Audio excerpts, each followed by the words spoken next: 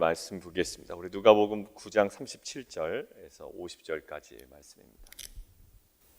마치 봄비 같습니다. 그리고 좀 싱그럽다. 그러니까 보통 비가 내리면 추적스럽다라는 표현도 쓰죠. 저는 비를 별로 안 좋아하거든요. 그런데 오늘 아침의 비는 굉장히 싱그러운 그 봄비와 같은 그런 비로 느껴졌습니다. 주님과 관계한다. 오늘 찬양에서 흰 옷을 입고 나간다.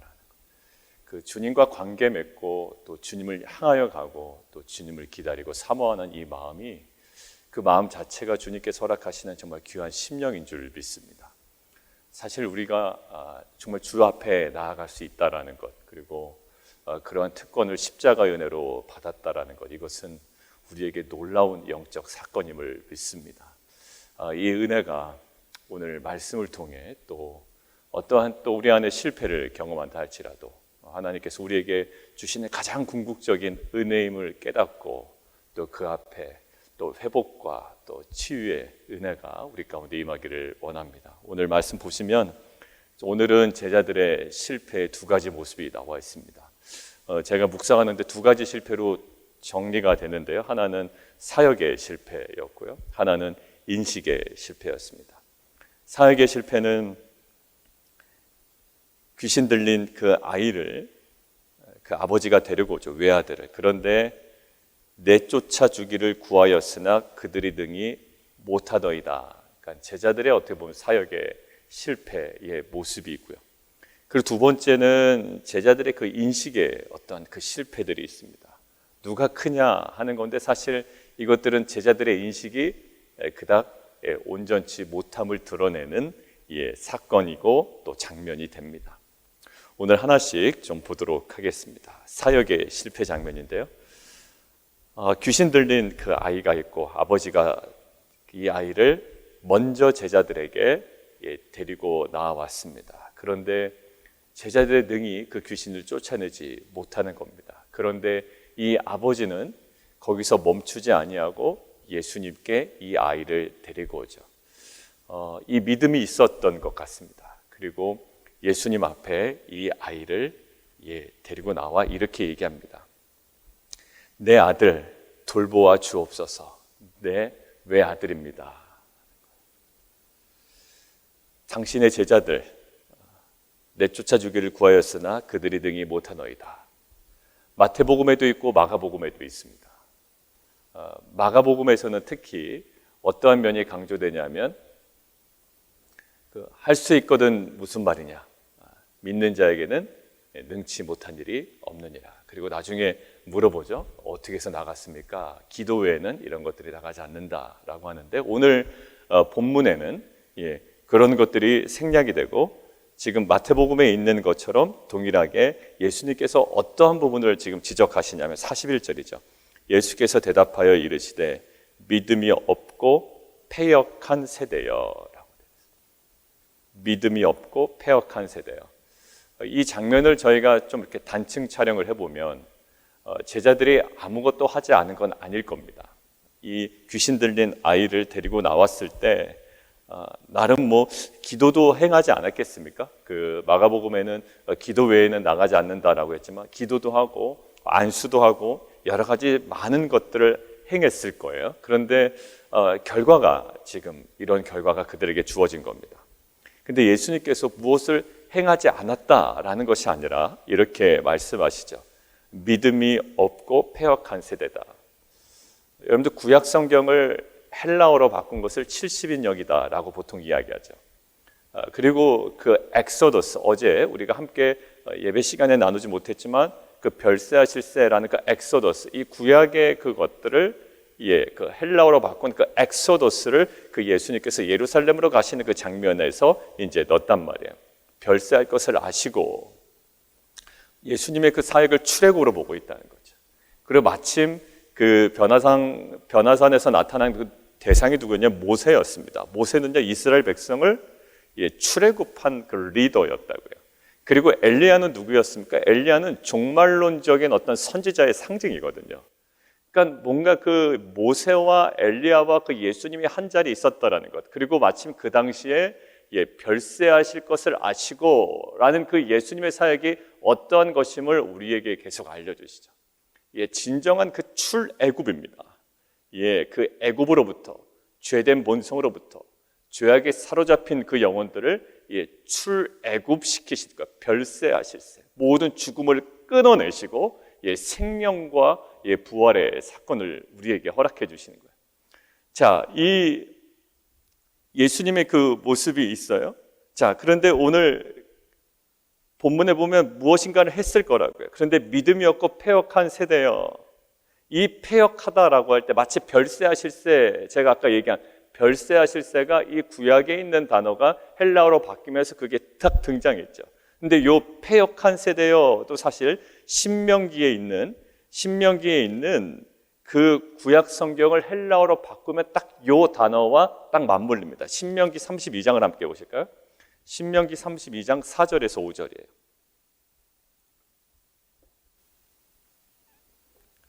신명기 32장 4절에서 5절입니다.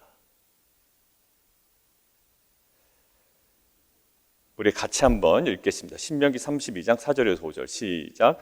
그는 반석이시니 그가 하신 일이 완전하고 그의 모든 길이 정의롭고 진실하고 거짓이 없으신 하나님이시니 공의로우시고 바르시도다. 거기까지 느낌 좋죠. 그 단어 보면 하나하나가 정말로 꿀 같은 단어만 있어요. 완전하고 정의롭고 진실하고 거짓이 없으신 하나님이시니 공의로우시고 바르시도다. 그런데 5절 이제 연속해서 있습니다. 시작. 그들이 여호와를 향하여 악을 행하니 하나님의 자녀가 아니요 흠이 있고 삐뚤어진 세대로다. 흠이 있고 삐뚤어진 세대로다. 그 단어를 70인역 헬라어로 바꿀 때 지금 무엇으로 바꾸고 있냐면 디에스트람메네라고 해가지고 지금 여기에 있는 믿음이 없고 패역한 세대와 동일한 단어란 말이에요. 자, 이 결국 패역한 세대 맞습니다. 흠이 있고 삐뚤어진 세대. 이것들을 원래 의미를 더 풀어서 설명해 보면 올바른 길을 걷는 데서 벗어난 세대.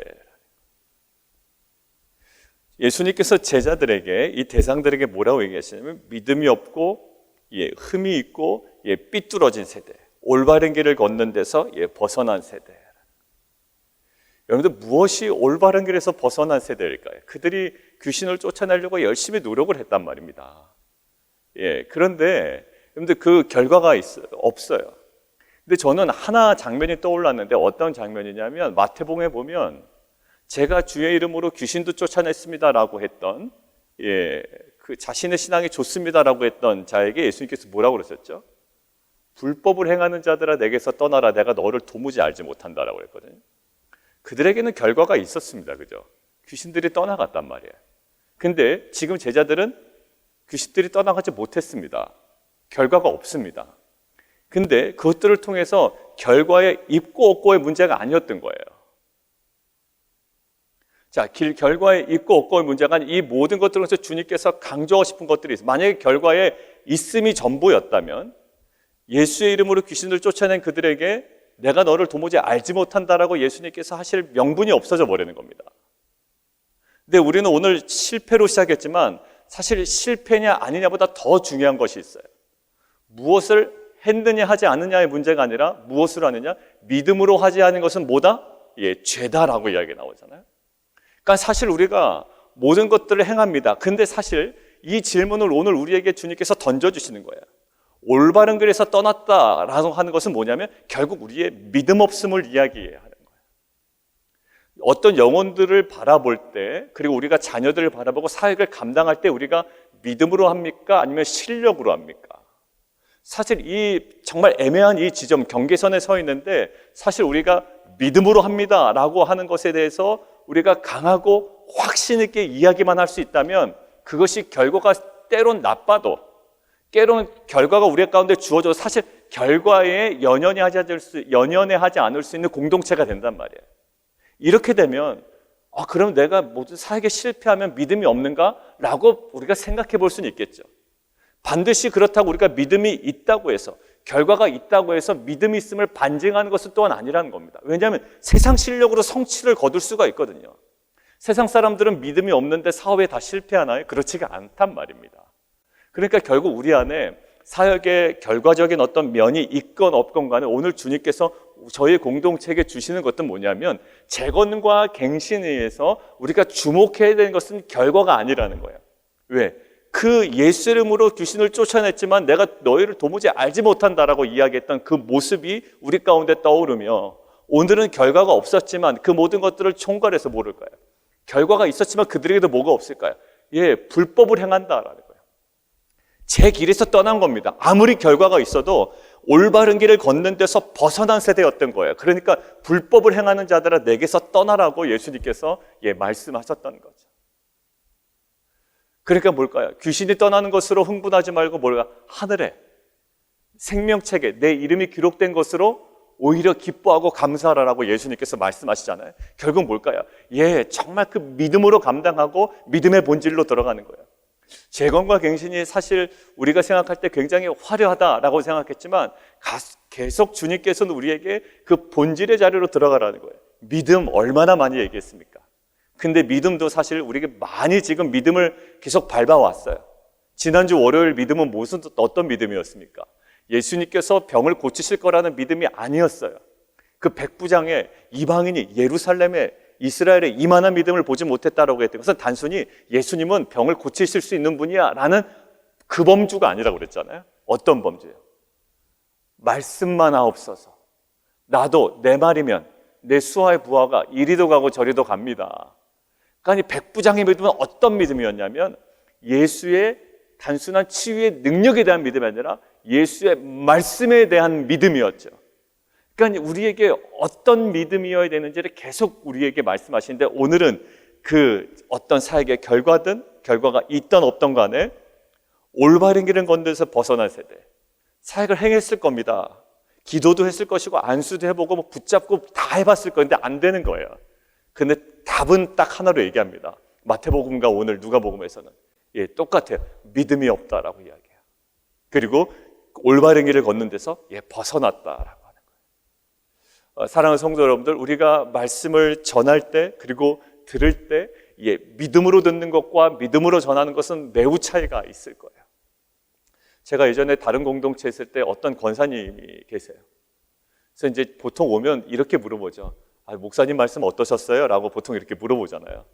오늘 목사님 말씀 어떠세요? 왜냐하면 교회를 결정할 때 목사님 말씀이 하나의 기준이 여러 가지 기준 중에 하나가 보통 되지 않습니까? 그래서 보통 목사님 말씀 어떠세요? 이제 제가 전도사 시절이니까 그때 그 권사님의 말이 계속 맴돌아요. 지금도.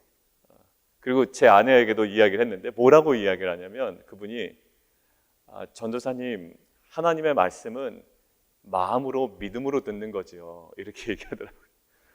제가 전도사로 그냥 목사님 말씀 어떠세요? 라고 그냥 천진난만하게 물어봤는데 그분은 그런 게 아니에요. 하나님의 말씀은 믿음으로 마음으로 듣는 거죠.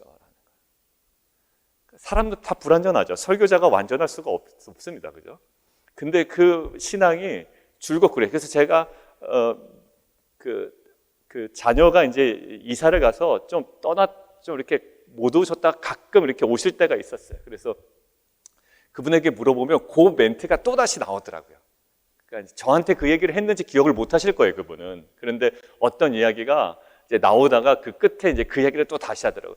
말씀은 마음으로 듣는 건데 이제 그 얘기를 하던 게 아니라 다른 얘기를 하다가 이제 그 얘기를 또 표현을 하시더라고요. 맞아요. 우리가 전할 때나 들을 때나 또 어떤 사역을 감당할 때 주님께서 오늘 가장 필요한 것이 무엇인지를 말씀하십니다.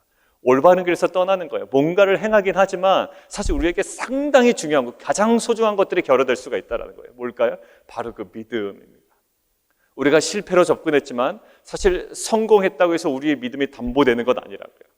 성공했던 그들에게도 불법을 행하는 자들아 떠나라고 했던 것처럼 우리에게 실패든 성공이든 그것이 이루어졌건 이루어지지 않았건 등 간에 오늘 주님께서 오늘 제대로 그 길을 걸어가고 있는가? 어떤 길이요?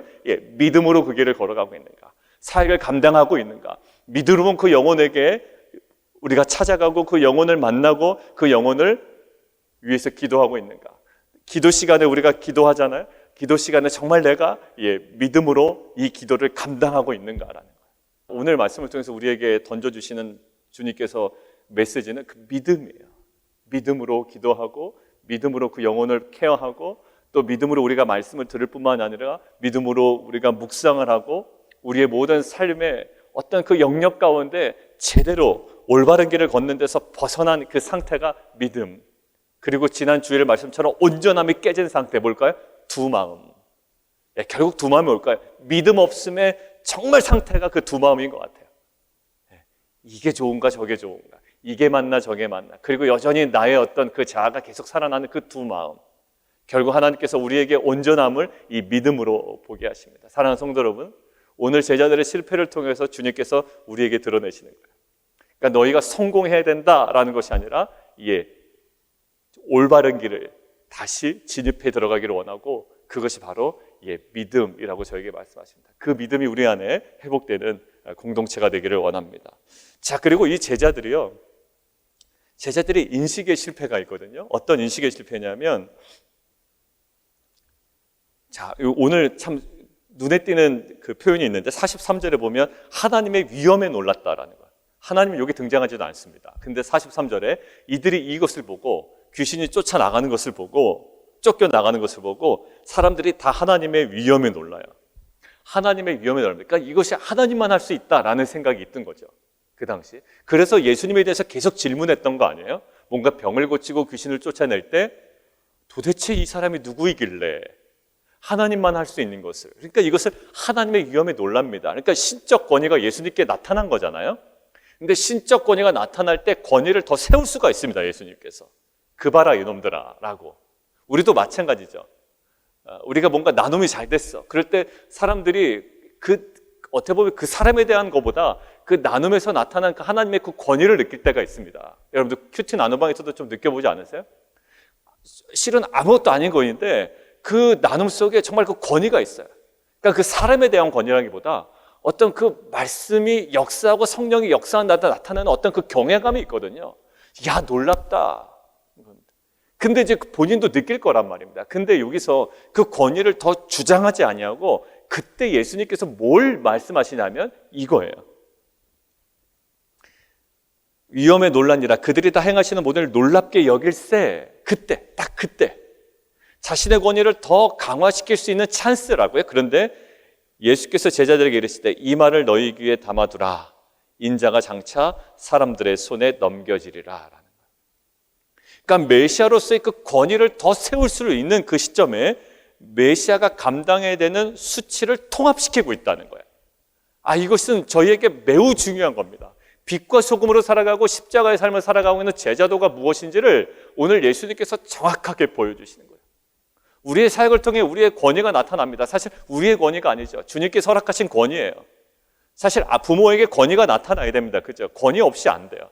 그래서 예수님께서 제자들의 발을 씻기실 때도 주와 선생이 되어 내가 너희 발을 씻긴다라고 했지, 내가 천한 사람이 되어 너희 발을 씻긴다라고 하죠. 예수, 주와 선생이 되어 내가 너희 발을 씻긴다. 권위가 있어야 된다고요.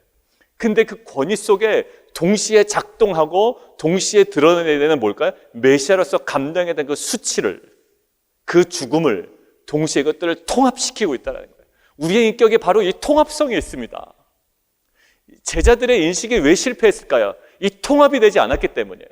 왕으로서의 메시아 좋죠. 우리가 공동체 안에서 사역으로 성공하고 세상적으로 성공해서 사람들의 존경을 받는 어떤 그런 부분도 반드시 있어야 될 겁니다. 하나님께서 주실 거예요.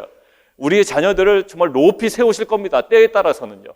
그렇지만 거기 항상 통합되어야 되는 하나의 모습이 있어야 된다는 거예요. 뭘까요? 메시아로서 반드시 감당해야 되고, 그 십자가의 길을 걸어가고 있는 우리의 모습 속에 반드시 들어야 되는 그 뭘까요? 어제 우리가 묵상했던 것처럼 자기 부인과 날마다 죄의 십자가를 지는 삶이 통합적으로 우리 삶에 나타나야 된다는 거예요.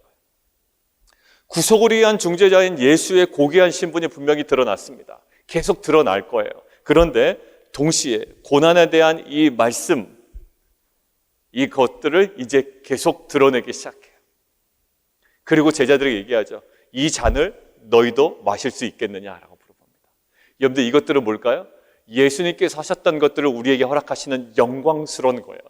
이 통합은 우리의 평생에 계속적으로 이루어져야 되는, 그래서 이 통합은 팔복의 삶과 이 빛과 소금과 또 십자가의 삶과 자기를 부인하는 삶 속에 하나님의 말씀에 오히려 반응하고 순종해 나가는 삶 속에 이것들은 가장 유효하게, 가장 적절하게, 가장 온전하게 통합되어지며 이 모습을 통하여 정말 세상의 빛으로 살아가는 공동체로 날마다 빚어지는 은혜가 있을 줄 믿습니다.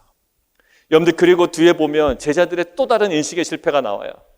누가 크냐 하라는 이 철부지 같은 이야기를 하고 있는 겁니다. 철부지라고 폄하할 수는 없죠. 예, 우리도 보통 그러니까. 그런데 이 누가 크냐라는 변론이 일어나요. 그런데 예수님께서 이것들을 거꾸로 뒤집으십니다. 어린아이를 하나 데리고 와요. 곁에 세우십니다. 누구든지 내 이름으로 이 어린아이를 영접하면 나를 영접하며 누구든지 나를 영접하면 나를 보내신 이를 영접합니다. 그리고 결론이 가장 작은 그가 큰 자다. 여러분들, 또 다른 인식의 실패가 있는데 49절 되게 이제 요한이 이렇게 얘기합니다. 잘했다고 이제 생각이 된 거예요. 본인이 잘했다고 생각이 된 겁니다. 뭐라고 얘기하냐면 어떤 사람의 주의 이름으로 귀신을 내쫓는 것을 보고 우리와 함께 따르지 아니함으로 내가 금하였습니다. 그러니까 그 제자들의 관점은 뭐죠? 우리를 위하는 자가 아니다. 왜? 우리와 함께 따르지 아니하기 때문에. 계속 좁게 봤잖아요.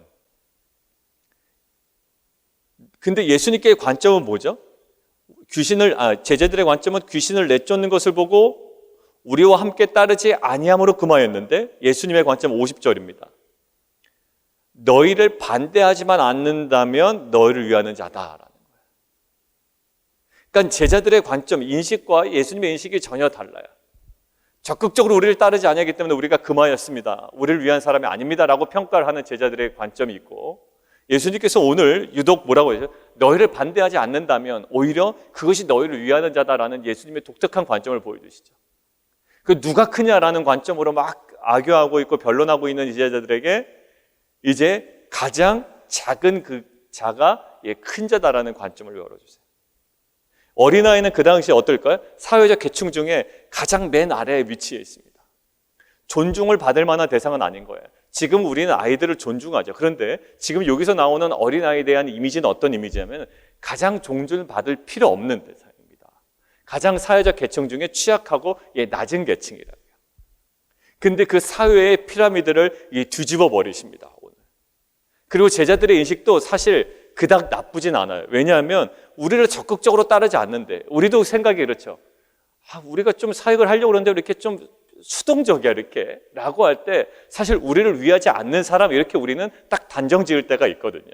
그것이 우리의 인식이에요. 보통 우리의 인식입니다. 그런데 오늘 주님께서는요, 이 어린 아이를 통하여, 그리고 오늘 마지막 50절의 진술을 통해 어떤 거냐면 우리가 갖고 있는 사회적인 기본적인 개념과 그 다음에 그 당시 갖고 있는 사회적 피라미드를 거꾸로 돌려버리는 거거든요.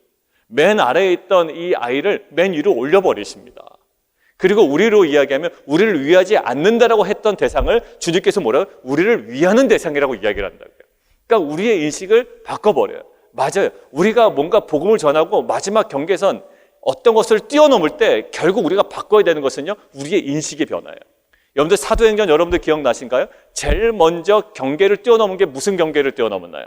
사도행전 8장에 복음의 무슨 경계?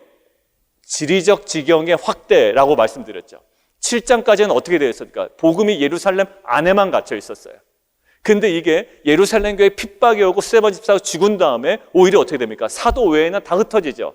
그래서 8장에 이제 사마리아로 복음이 확대됩니다. 그때 제가 사도행전 쭉 정리하다가 7장과 8장을 형광펜으로 쫙 긋고 7장과 8장에 중요한 것이 있습니다. 꼭 기억하셔야 됩니다라고 하고 뭐라고 이야기했냐면 복음의 지리적 지경의 확대라고 되어 있어요. 그리고 제가 9장과 10장을 또 형광펜으로 쫙 긋고 이게 정말 중요한 건데 무슨 확대가 된다고요? 이방인에 대한 인식의 지경이 확대됩니다. 여러분들 복음의 지리적 지경이 확대돼서는 충분치가 않아요. 왜냐하면 그 지리적 지경이 확대돼서 거기 가서 누구에게만 전하면 유대인들에게만 복음을 전한단 말입니다. 근데 이것이 온전해지려면 어떻게 돼요? 이제 이방인에 대한 인식의 지경이 확대돼야 됩니다. 그래서 보십시오. 베드로도 뭔가 사역이 열릴 때 보면 어떻게 돼요? 베드로의 인식을 확 바꿔버리셨어요. 무엇으로? 사도행전 10장에 그 하늘에서 내려오는 그 음식, 이거 부정한 것을 못 먹습니다, 못 먹습니다, 계속 저항하잖아요. 여러분들, 우리 안에도 이렇게 저항하고 있는 우리의 정말 세상적 인식이 있다니까요. 그것이 남편을 향해서든 자녀를 향해서든 이 세상을 향해서든 내가 담당하고 있는 사역을 향해서든 우리에게 변하지 않는 그 인식이 있어요. 그런데 정말로 진정한 재건을 위해서는 어떠냐? 그 인식을 바꿔야 된다는 거예요. 그리고 예수님께서는 바꿔주셨습니다. 베드로의 인식을. 어떻게 돼요? 내가 깨끗하다 하는 것을 네가 속되다고 이야기하지 말아라. 그러고 나서 누구를 만나요? 고넬료가 보낸 사람을 만납니다. 만나서 대화하는 중에 깨닫습니다. 아, 내가 너희와 대하다 보니 무슨 말인지 알겠어 라고 깨닫게 되죠. 인식이 지금 확대되고 무엇을 보여줘요? 그들에게 성령이 임하는 것들을 보여주십니다. 그러니까 사도행전 2장에 유대인들에게 내렸던 성령이 이방인에게도 내리는 것을 보고 예루살렘에 가서 뭐 얘기합니까? 이렇게 된 이야기를 하는 거예요. 그래서 예루살렘 모든 본부에 있는 사람들이 무엇으로 고백하죠? 하나님께서 이렇게 하셨는데 우리가 금할 자가 누가 있겠느냐라고 이야기하죠. 무엇으로 가능했습니까? 그 온전함이, 인식이 바뀌었던 거예요. 여러분들, 우리 안에 나는 항상 열린 마음이야, 열린 마인드라고 얘기하지만 아니요, 그렇지가 않아요. 보통 하면 나는 항상 뭐해든지 오픈돼 있어라고 하지만 아니요, 고집스러운 부분이 있다니까요. 제자들이 나타나는 것처럼 이거 우리를 위한 사람들 아닙니다 라고 했던 그 고집스러움, 저 사람은 안 됩니다 라고 했던 그 고집스러움, 이것이 큰 겁니다 라고 했던 그 큰 거에 대한 고집스러움, 이 모든 고집스러움, 우리의 인식이 있단 말이에요. 그런데 오늘 예수님께서 이 모습을 통해서 어떠냐면 정말로 재건으로 가려면 사도행전, 정말 온전한 복음에 전파되는 이 정말 그 영광스러운 지점을 가기 위해서는 결국 뭐예요? 인식을 바꿔야 되면 됐어요. 우리는 많이 바뀌었다고 생각을 했는데 주님께서는 오늘 뭐라 말씀하시면 아직 덜 바뀌었다라고 해요. 생각해보니까 덜 바뀌었어요. 제가 어제 충격적인 영상을 하나 봤습니다. 근데 창피해서 여러분들에게 못 보여드리겠어요. 왜냐하면 저의 민낯을 다 드러내는 영상이기 때문에. 이상한 영상이라는 게 아니에요. 목사님의 메시지인데 그 목사님의 그 메시지가 정확하게 저의 민낯을 드러내는 거예요. 그러고 나서 이 말씀을 보는데 아직까지도 고집스러운 인식이 나한테도 있구나라는 거예요. 그러니까 제 안에 거친 말이 나가는 거예요. 설교 시간에 가끔씩 보면. 왜? 그 인식이 있기 때문에. 때로는 여러분들 굉장히 부담스럽게 들으실 수도 있겠다 생각이 드는 거예요. 그랬던 것이 나의 그 고집스러운 인식 때문에 그 거룩해야 될 설교 시간에 그 거친 표현이 나고 어떻게 보면 성도들에게 상처가 될 수 있는 표현도 나갔던 거구나라는 거예요. 인식이 바뀌지 않아서. 그 영혼에 대한 인식, 그 사건에 대한 인식, 그리고 어떤 그 사람에 대한 인식, 모든 것에 대한 인식이에요. 사랑하는 성도 여러분, 우리가 재건이 될 때 내 고집스러운 인식이 고스란히 있는 상태에서 재건이 이루어지지 않는다라는 거예요. 저에게는 최근에 있었던 어떤 말씀보다 오늘 말씀이 저에게는 가장 강력하게 다가왔어요. 왜냐하면 고집스러움을 받기 때문에. 제 안에. 사랑하는 성도 여러분들, 오늘 이 제자들의 어떤 인식의 실패는 우리들이 갖고 있는 공통적인 실패의 모습이에요. 이 안에 우리가 다시 한번 무엇으로 우리가 새롭게 되어야 되는지, 베드로를 새롭게 하셨던 그 환상이, 그리고 정말 그 예루살렘 본부 사람들이 고백할 수밖에 없었던 그 성령의 강권적인 역사가 우리의 그 심령과 우리의 사역과 우리의 삶 가운데 임하며 역사하는 귀한 은혜 하루가 되기를 원합니다. 우리 함께 기도하며 나가도록 하겠습니다. 우리 함께 좀 기도하며 나가도록 하겠습니다. 오늘 제자들의 사역의 실패의 모습이 있죠. 그런데 실은 사역의 실패보다 오늘 예수님께서 강조하시는 것이 있습니다. 믿음이 없고 패역한 세대. 오늘 이야기는 올바른 길을 걷는 데서 벗어난 세대입니다. 그들이 뭐 다른 짓 하고 다니는 거 아니에요. 그냥 기도했을 거고요. 그 귀신 쫓아내려고 굉장히 노력했을 겁니다. 그런데 주님께서는 정확하게 보여주세요. 올바른 길을 걷는 데서 벗어난 세대, 패역한 세대라고 이야기해요. 믿음에 관한 부분이었어요. 우리가 정말 믿음으로 감당하는가라는 질문을 우리가 좀 했으면 좋겠고, 그것에 대해서 우리가 하나하나 사역이나 우리의 말이나 사람들은 대하는 태도나 우리의 기도나 이 모든 것들에 대한 점검과 이 새로워짐이 오늘 우리 가운데 있기를 원합니다. 먼저 그 기도 제목 가지고 우리 함께 좀 기도하며 나가도록 하겠습니다.